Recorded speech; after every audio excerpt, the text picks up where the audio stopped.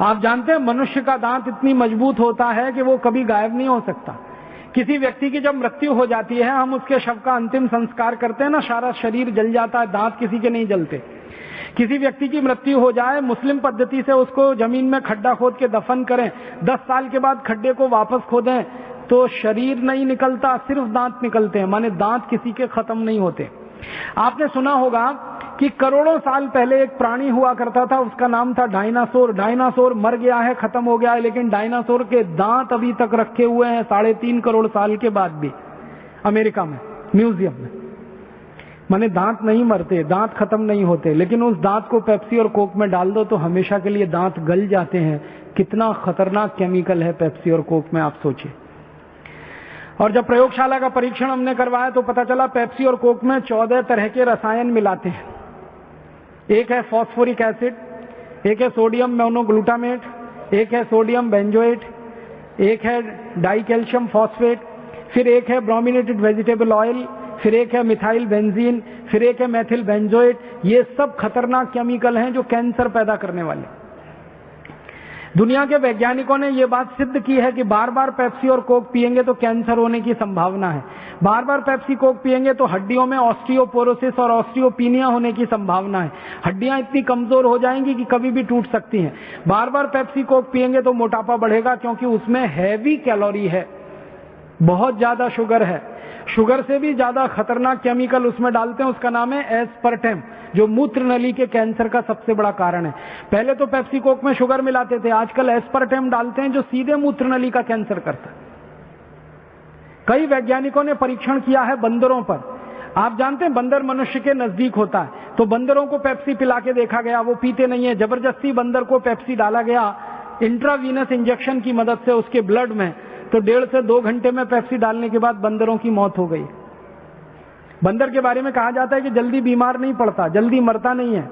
उसका ब्लड जो है ना दुनिया में आइडियल माना जाता है, इसलिए आदमी के ब्लड का कंपैरिजन बंदर के ब्लड के साथ किया जाता है। लेकिन पेप्सी कोक पिला दो तो उसका ब्लड भी खराब हो जाता है। इतना खतरनाक पेप्सी कोक है, और हमारे देश के पढ़े लिखे लोग इसको बेस्ट क्वालिटी कहकर पी रहे हैं। देश का हजारों करोड़ रुपए का नुकसान हो रहा है। मुझे आपसे विनम्रता पूर्वक एक ही बात कहनी है, अपने अपने गांव, अपने अपने शहर, अपने अपने जिले में तो पहला कदम ये उठाएं कि आज के बाद आप में से कोई पेप्सी कोक पिएगा नहीं, किसी को पीने के लिए कोई ऑफर करेगा नहीं। किसी ने मुफ्त में भी आपको ऑफर कर दिया तो विनम्रता पूर्वक उसको वापस करेंगे, क्योंकि हम सच में भारत माता की जय कराना चाहते हैं। हम भारत माता की पराजय होते हुए नहीं देखना चाहते। आप नहीं पिएंगे, किसी को पिलाएंगे नहीं। अब इसके आगे का विकल्प क्या? आप बोलेंगे जी फिर पेप्सी कोक ना पिए तो क्या पिए? गन्ने का रस पीजिए, शुगर केन जूस, संतरे का रस पीजिए, मौसम्मी का रस पीजिए, अनार का रस पीजिए, टमाटर का रस पीजिए, आम का रस पीजिए, कोई भी रस पीजिए, ताजा फलों का रस पीजिए, अनन्नास का रस पीजिए। कुछ नहीं मिलता तो गाय का दूध, दही की लस्सी, नींबू की शिकंजी, नारियल का पानी, कुछ नहीं मिले तो सादा पानी पीजिए। एक दिन मैंने कैलकुलेशन किया कि थोड़ी देर के लिए कल्पना करिए सारे भारतवासी पेप्सी कोक पीना बंद कर दें, एक साल में लगभग भारत का 7,000 करोड़ रुपए बचेगा। उतने ही रुपए से अगर हम गन्ने का रस पीना शुरू कर दें तो ये 7,000 करोड़ रुपए हर साल हमारे किसानों को मिलेगा, और एक साल में 7,000 करोड़ रुपए गन्ना पैदा करने वाले किसानों को मिलने लगे तो गन्ना पैदा करने वाला हर किसान 5 साल में लखपति और करोड़पति हो जाएगा। वो कभी आत्महत्या नहीं करेगा और इस देश की सरकार के ऊपर कभी बोझा नहीं बनेगा। गन्ना किसानों को उनका भाव नहीं मिल रहा है। क्यों? गन्ना पैदा करना, उसको चीनी मिलों को देना, चीनी मिल उसका पेमेंट नहीं करते, 6-6 महीने पेमेंट नहीं होता, बराबर भाव नहीं देते। अगर इस पूरी क्राइसिस से गन्ना किसानों को बचाना हो तो सारे भारतवासी पेप्सी को बंद करके गन्ने का रस पीना शुरू करें। गांव गांव में गन्ने का रस बिकने लगे तो गन्ना जो किसानों को बेचना पड़ता है मजबूरी में चीनी मिलों को, वो गन्ना सीधा सीधा रस पीने वालों के शरीर में, पेट में जाके कैल्शियम बढ़ा सकता है, आयरन बढ़ा सकता है, विटामिन दे सकता है और किसानों को हजारों करोड़ रुपए का मुनाफा दे सकता है। ऐसे एक उदाहरण ले लें कि अगर सारे भारतवासी पेप्सी कोक पीना बंद कर दें और उतने ही रुपए से नारियल का पानी पीने लगे, 8,000-7,000 करोड़ का नारियल बिकने लगे और हर साल, तो 10 साल में भारत में नारियल पैदा करने वाले दक्षिण और पूर्वी भारत का एक एक किसान लखपति और करोड़पति हो सकता है। माने भारत की गरीबी दूर कर सकते हैं, बेरोजगारी दूर कर सकते हैं, अपना पैसा बचा सकते हैं, स्वदेशी और भारतीयता का सिद्धांत अपने जीवन में अपना सकते हैं। इसलिए हमारे जीवन में हमें संकल्प करना है कि शून्य तकनीकी से बनी हुई कोई भी विदेशी वस्तु नहीं लेनी है, पेप्सी कोका कोला से शुरुआत करनी। मेरा दूसरा निवेदन है कि जैसे पेप्सी कोक 2 विदेशी कंपनियां, ऐसी 5000 कंपनियां हैं, उनमें से कुछ और कंपनियां हैं जो टूथपेस्ट बेचती हैं, उनको भी बहिष्कार करिए। जैसे Colgate, Closeup, Pepsodent, Cibaca, Forhans, ये सारी विदेशी कंपनियां। इनका पेस्ट आप बाजार में खरीदते हैं ना, 30 रुपए का 100 ग्राम आता है, 300 रुपए किलो। गाय का घी खरीदो तो 150 रुपए किलो आता है, टूथपेस्ट 300 रुपए किलो आता है। गाय के घी से 2 गुना महंगा है। पढ़े लिखे लोग बहुत टूथपेस्ट इस्तेमाल करते हैं, गाय का घी नहीं खाते। 150 रुपए किलो, 300 रुपए किलो का पेस्ट मुंह में लगा के वॉश बेसिन में थूकते रहते हैं और कहते हैं हम बहुत स्मार्ट हैं, क्योंकि दिन में 3-3 बार थूकते हैं। सुबह ब्रेकफास्ट के बाद ब्रश करते हैं, थूकते हैं, फिर लंच के बाद फिर थूकते हैं, फिर रात को डिनर के बाद फिर थूकते हैं। पढ़े लिखे लोगों को मैं कहता हूं ये क्यों करते हो पेस्ट इतना? कहते हैं जी ये बहुत अच्छी क्वालिटी। क्या है इसमें क्वालिटी? कहते हैं झाग बहुत बनता है इसमें, फोम बहुत बनता है। तो मैं कहता हूं फोम तो एरियल में भी बनता है, फोम तो डिटर्जेंट पाउडर में भी बनता है, फोम तो शेविंग क्रीम में सबसे ज्यादा बनता है, फोम तो शैम्पू में सबसे ज्यादा बनता है। तो आप शैम्पू से ही दांत साफ क्यों नहीं करते? शेविंग क्रीम क्यों नहीं लगा लेते अपने दांतों में? आपको क्वालिटी चाहिए, अगर फोम ही लेना है तो फोम तो एरियल में है, रिन में है, व्हील में है, सब में है। तो थोड़ी देर के लिए चुप हो जाते हैं, फिर वो कहते हैं आप ही बताओ क्या क्वालिटी है। मैं कहता हूं भैया टूथपेस्ट की क्वालिटी ये होती है कि उसमें मिलाया हुआ क्या है। ये कॉलगेट, क्लोजअप, पेप्सोडेंट, सिबाका, फॉरेंस, ये जितने भी टूथपेस्ट आप बाजार से खरीदते हैं विदेशी कंपनियों के, इनमें एक केमिकल मिलाते हैं जो फोम पैदा करता है। उस केमिकल का नाम है सोडियम लॉरेल सल्फेट। आप एक छोटा सा काम करना, किसी एक हायर सेकेंडरी स्कूल में चले जाना या किसी डिग्री कॉलेज में चले जाना जहां केमिस्ट्री पढ़ाई जाती हो, केमिस्ट्री के किसी लेक्चरर से मिल लेना और उनसे कहना कि केमिस्ट्री की डिक्शनरी दे दो। हर स्कूल कॉलेज में केमिस्ट्री की डिक्शनरी होती है, जैसे इंग्लिश की डिक्शनरी ना, वैसे केमिस्ट्री की डिक्शनरी। केमिस्ट्री की डिक्शनरी खोलना और उसमें यह शब्द पढ़ना, सोडियम लॉरेल सल्फेट। उसके सामने लिखा हुआ है पॉइजन, जहर है वो, और कैंसरस है, कार्सिनोजेनिक है। केमिस्ट्री की डिक्शनरी में जब सोडियम लॉरेल सल्फेट को आप पढ़ेंगे तो उस पर लिखा हुआ कार्सिनोजेनिक पॉइजन, माने कैंसर करने वाला जहर, वो डाला जाता है कॉलगेट, क्लोजअप, पेप्सोडेंट जैसे टूथपेस्ट में। और आपको सुनकर हैरानी होगी कि अमेरिका और यूरोप में ये जो कॉलगेट बिकता है ना, क्लोजअप वगैरह, तो वहां भी डालते हैं सोडियम लॉरेल सल्फेट। लेकिन वहां के कानून इतने सख्त हैं कि जिस टूथपेस्ट में सोडियम लॉरेल सल्फेट डाल दिया उसके रैपर पर चेतावनी लिखनी पड़ती है, वैसे ही जैसे भारत में सिगरेट के पैकेट पर लिखा रहता है। आपने देखा भारत में सिगरेट पैकेट पे लिखा रहता है सिगरेट पीना स्वास्थ्य के लिए हानिकारक है। अमेरिका में कॉलगेट के रैपर पर यह लिखा रहता है Colgate is injurious to health. Britain में कॉलगेट के रैपर पर लिखा रहता है Colgate is injurious to health. और ब्रिटेन, अमेरिका, कनाडा जैसे देशों में कॉलगेट के रैपर पे क्या लिखा रहता है मैं आपको वैसे का वैसे ही सुनाता हूं अंग्रेजी में, फिर उसका हिंदी बताऊंगा। उसमें लिखते हैं please keep out this Colgate from the reach of the children below 6 years. मतलब 6 साल से छोटे बच्चे को ये कॉलगेट कभी नहीं देना। क्यों? छोटे बच्चे कॉलगेट को चाट लेते हैं और कॉलगेट में केमिकल है जो कैंसर करता है, सोडियम लॉरेल सल्फेट। वो बच्चे की मृत्यु हो सकती है कैंसर से। इसलिए अमेरिका, यूरोप के देशों में कॉलगेट के रैपर पर लिखा होता है please keep out this Colgate from the reach of the children below 6 years. दूसरा वाक्य लिखते हैं in case of accidental injection please contact immediately poison control centre. माने गलती से किसी बच्चे ने कॉलगेट कर लिया तो तुरंत उसको हॉस्पिटल लेके जाना। क्यों? क्योंकि जहर खा लिया उसने। और तीसरा वाक्य लिखा होता है if you are a adult then take the paste on your brush only in pea size at your own risk. अगर आप बड़े आदमी हैं, 18 साल से बड़े हैं, तो अपने ब्रश पर कॉलगेट की बिल्कुल थोड़ी सी मात्रा लेना। चने और मटर के दाने से भी आधा इतना ही कॉलगेट लेना, क्योंकि ये कैंसरस है। अब अमेरिका, यूरोप में ये चेतावनी लिखी जाती है। कॉलगेट के बारे में भारत में ऐसी कोई चेतावनी वो नहीं लिखते। भारत में तो उल्टा है, विज्ञापन जब आता है ना कॉलगेट का तो दिखाते हैं ब्रश भर भर के लेना, ताकि मरो तो जल्दी मरना। इतना बड़ा धोखा आपके साथ हो रहा है ये कॉलगेट का। तो मेरी आपको हाथ जोड़कर विनती है कि जैसे आपने संकल्प लिया पेप्सी कोक नहीं पिएंगे, दूसरा संकल्प लीजिए कि ये विदेशी कोलगेट, क्लोजअप, पेप्सोडेंट, सिबाका, फॉरेंस भी नहीं करेंगे। तो अब आप बोलेंगे फिर क्या करें? अपने पतंजलि योग पीठ का बहुत अच्छा टूथपेस्ट अभी आया है, दंत कांति, उसे कर सकते हैं। पतंजलि योग पीठ का एक बहुत अच्छा दंत मंजन है, उसे आप कर सकते हैं। अगर आप पतंजलि योग पीठ का दंत मंजन या दंत क्रांति खरीदते हैं तो उसका पैसा आप पतंजलि योग पीठ को देते हैं, जो भारत स्वाभिमान के काम में आने वाला है। अगर आप कोलगेट क्लोजअप खरीदते हैं तो वो पैसा अमेरिका को देंगे, जो आतंकवादियों के काम आने वाला है। आपको तय करना है आपको क्या करना। मेरी तो आपको रिक्वेस्ट है, विनती है कि आप दंत कांति खरीदें या दंत मंजन खरीदें या कोई और स्थानीय स्वदेशी दंत मंजन खरीदें, नहीं तो नीम का दातुन करें, बबूल का दातुन करें, कोई भी ऐसा काम करें जिससे भारत का पैसा अमेरिका ना जाए। स्वदेशी दंत मंजन, स्वदेशी जैसा टूथपेस्ट इस्तेमाल करके भारत का पैसा बचाएं। और एक सिंपल सी बात बताता हूं कि अगर सारे लोग कोलगेट क्लोजअप खरीदना बंद कर दें, हजारों करोड़ रुपए देश का बचे। उतने ही रुपए का अगर हम दंत मंजन खरीदें, लाखों लोगों को दंत मंजन बनाने का रोजगार हम दे सकते हैं इस देश। तो रोजगार बढ़ता है, गरीबी दूर होती है, अपने देश के पैसे की बचत होती है और हम स्वदेशी और भारतीयता के सिद्धांत का पालन करते हैं। यहां से आपके जीवन को शुरू करें।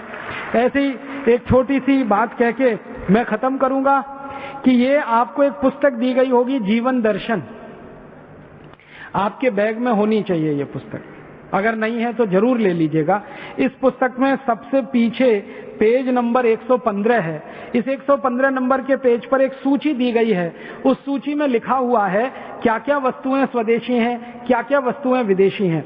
जब भी आप बाजार जाएं तो इस पुस्तक को खोलिए, जीवन दर्शन को, पेज नंबर 115 पढ़िए। इसमें जो जो स्वदेशी वस्तुओं के नाम लिखे हैं और उनकी जानकारियां दी गई हैं, वही वस्तुएं खरीदकर अब आप अपने जीवन में लाइए। विदेशी वस्तुओं का संपूर्ण बहिष्कार करिए। इससे क्या होगा, देश का हम एक साल में 2,32,000 करोड़ रुपए बचा सकेंगे। और 5,000 विदेशी कंपनियों को सरकारों ने जो लाइसेंस दिया है, इन कंपनियों को सरकारों ने तो बुला लिया, हम इनको हिंदुस्तान से वैसे ही भगा देंगे जैसे हमने अंग्रेजों को भगाया था। सरकार भले इनको बुलाती रहे, हम इनका बहिष्कार करके इनको भगा दें।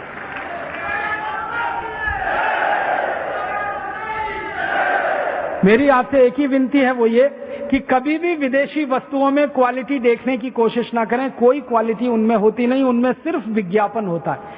और जिन वस्तुओं में विज्ञापन होता है उनमें क्वालिटी नहीं होती है, और जिन वस्तुओं में क्वालिटी होती है उनका विज्ञापन नहीं होता है।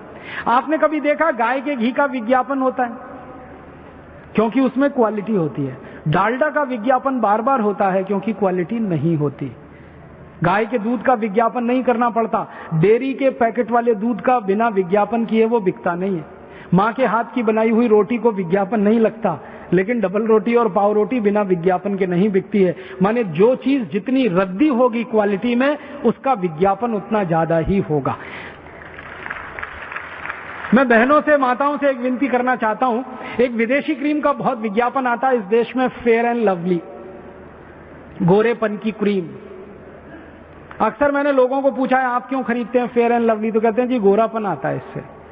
हमने फेयर एंड लवली को 4 साल एक भैंस को लगा के देख लिया, वो अभी भी काली की काली है।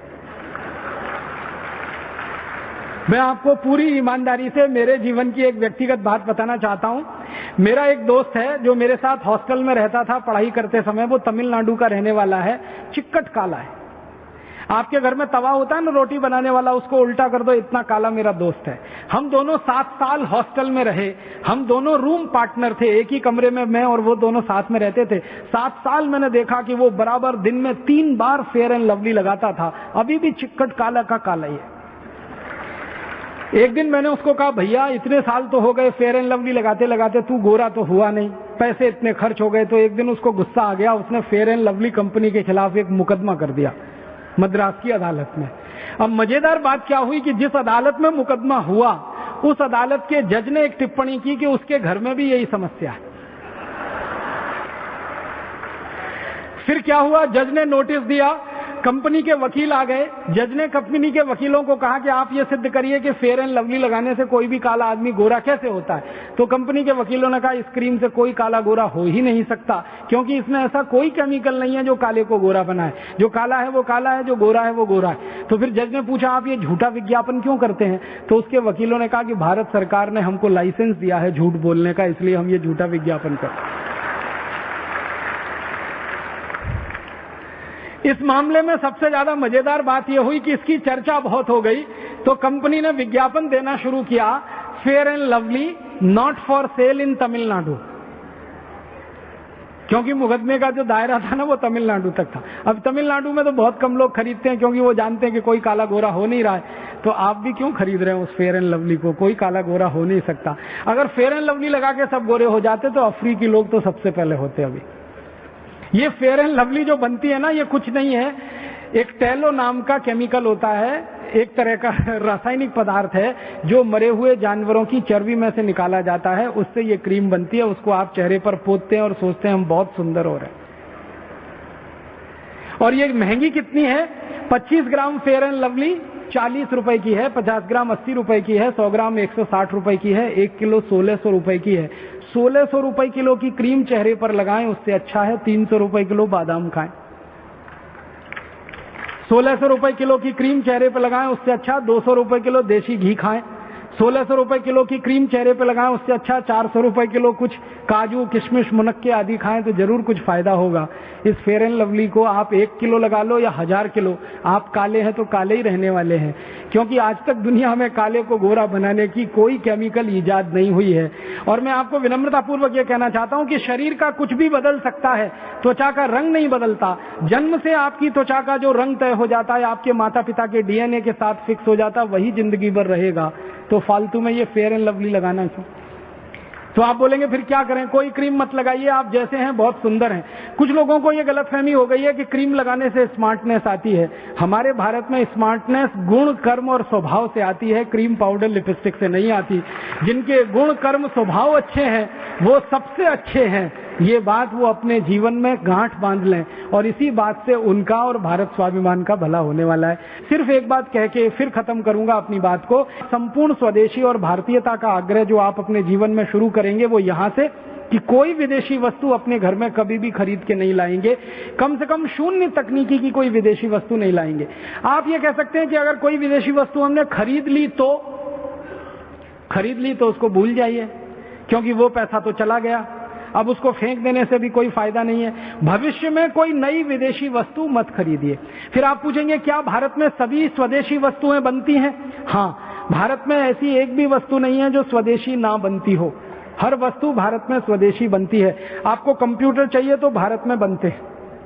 HCL नाम की एक बहुत बड़ी स्वदेशी कंपनी है, विप्रो नाम की एक बहुत बड़ी स्वदेशी कंपनी है। दोनों स्वदेशी कंपनियां बेस्ट क्वालिटी कंप्यूटर बनाती हैं, वो आप खरीद सकते हैं। टेलीविजन बनाने वाली 20 स्वदेशी कंपनियां इस देश में हैं। इसी तरह से रेडियो बनाने वाली 20 स्वदेशी कंपनियां इस देश में हैं। कोई भी ऐसी वस्तु है नहीं। अब तो आपको हैरानी होगी जानकर, भारत में सुपर कंप्यूटर भी स्वदेशी बनता है, और हमारे वैज्ञानिकों ने बना के सारी दुनिया के सामने सिद्ध किया है। हम स्वदेशी रॉकेट बनाते हैं, हम स्वदेशी क्रायोजेनिक इंजन बनाने की तैयारी कर रहे हैं, हम स्वदेशी सैटेलाइट बना के अंतरिक्ष में छोड़ रहे हैं। दूसरे देशों के सैटेलाइट हम अंतरिक्ष में छोड़ रहे हैं। हमारे देश के वैज्ञानिकों के बने हुए सैटेलाइट चंद्रमा तक पहुंच रहे हैं।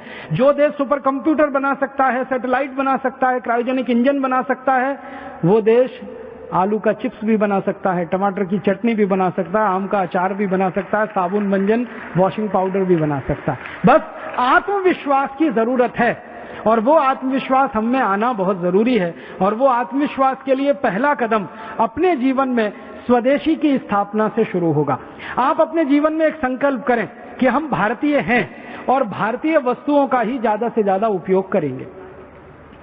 हम भारतीय हैं, भारतीय परंपराओं का, भारतीय संस्कृति का, भारतीय सभ्यता का, भारतीय भाषाओं का, भारतीय भोजन का, भारतीय औषधियों का ज्यादा से ज्यादा अपने जीवन में उपयोग करेंगे।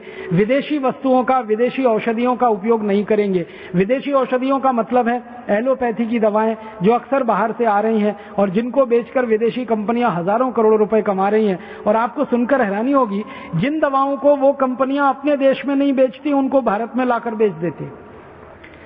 दुनिया के देशों में हजारों दवाएं 20 साल से बंद हैं। Paracetamol, streptomycin, terramycin, baralgan, butazone, oxyvin, butazone, aspirin, disprin, novalgin, analgin, ऐसी 84,000 से ज्यादा दवाएं जो भारत में बिक रही हैं, इनमें सिर्फ 350 दवाएं हमारे काम की हैं, बाकी सब दवाएं बेकार हैं। जबरदस्ती विज्ञापन करके ये दवाएं बेची जा रही हैं और हम इन दवाओं को खाकर ज्यादा बीमार पड़ रहे हैं और डॉक्टरों की जेब ज्यादा गर्म हो रही है और पूरा का पूरा एलोपैथी का बजट 7 लाख करोड़ रुपए से ऊपर इस देश का पहुंच गया। इसलिए मेरा निवेदन है कि ये एलोपैथी की विदेशी दवाएं बिल्कुल ना खाएं। तो आप बोलेंगे जी बीमार पड़े तो क्या करें, आयुर्वेद की दवा खाएं। और बीमारी ना पड़े, योग करें, प्राणायाम करें नियमित रूप से, तो आप बीमारी नहीं पड़ेंगे। अगर योग प्राणायाम नियमित है और आप बीमार नहीं पड़ रहे हैं तो दवा खाने की जरूरत नहीं है। और जो गलती से कभी थोड़ी बहुत बीमारी आ गई तो आयुर्वेद की दवाएं अपने रसोई में है, तुलसी है, हल्दी है, जीरा है, धनिया है, काली मिर्च है, हमारे पास सेंधा नमक है, गाय का घी है, ऐसी ऐसी सैकड़ों दवाएं हमारे रसोई घर में हैं जो आयुर्वेद में है। जड़ी बूटी रहस्य नाम की पुस्तक अगर आपने पढ़ी है तो उसमें बहुत सारी दवाओं का उल्लेख है जो हमारे रसोई घर में ही उपलब्ध है। हम उनका उपयोग करके अपना लाखों करोड़ों रुपए बचा सकते हैं और फालतू का खर्चा इस देश में जो बर्बाद हो रहा है उसे भी रोक सकते हैं।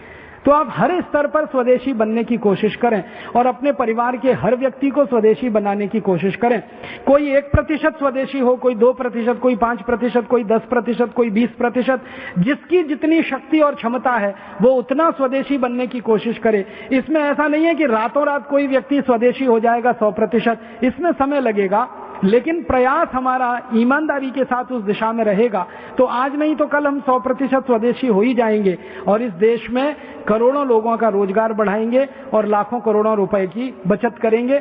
एक दिन मैंने छोटा सा कैलकुलेशन किया था कि सारी वस्तुएं अगर हम स्वदेशी उपयोग करने लगे, जैसे मैं एक ही उदाहरण से कहता हूं, आप में से बहुत सारे भाई बहन आसाम के होंगे, अरुणाचल के होंगे, मणिपुर के होंगे और उत्तर पूर्व के राज्यों के होंगे। वहां मैंने देखा है घर घर में कपड़ा बनता है। आसाम में तो एक भी घर मैंने नहीं देखा जहां कपड़ा बनाने के लिए वो हैंडलूम लोगों ने नहीं लगा रखा हो। अरुणाचल में मैंने देखा हर घर में हैंडलूम है, तो आप ये कपड़ा बनाते हैं। मैंने एक छोटा सा कैलकुलेशन किया कि हम विदेशी कंपनियों के बने हुए तौलिए खरीदें, उसके स्थान पर आसाम और आसाम के पड़ोसी राज्यों के लोगों के हथकरघे पर बनाया हुआ तौलिया खरीदें तो 15 करोड़ लोगों को हम इस देश में रोजगार दे सकते हैं, काम दे सकते हैं। सिर्फ इतनी सी एक छोटी सी बात। अगर हम विदेशियों के तौलिए खरीदना बंद कर दें और ये अंग वस्त्रम पूरे देश में बिकने लगे, 15 करोड़ से ज्यादा लोगों को काम मिलता है। इसी तरह हाथ की बनाई हुई खादी पहनने लगे, खादी खरीदने लगे तो हिंदुस्तान के कम से कम 60 से 65 करोड़ लोगों को हम रोजगार दे सकते हैं।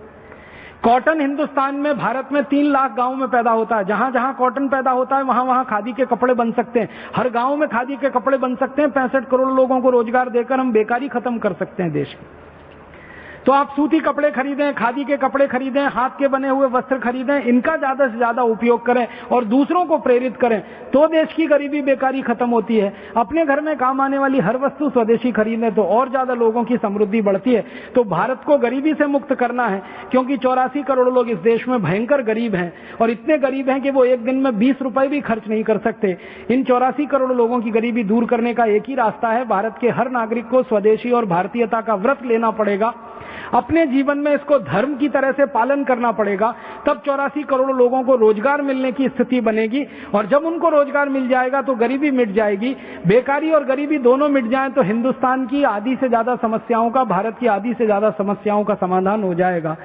ये समाधान भारत स्वाभिमान करेगा और हम सब भारत स्वाभिमान के सेनानी परम पूजनीय स्वामी रामदेव जी के नेतृत्व में इस अभियान में लगें, आगे बढ़ें और ईश्वर हमारी पूरी मदद करे, हमें सफलता मिले। इस भावना के साथ आप सभी का आभार, बहुत बहुत धन्यवाद।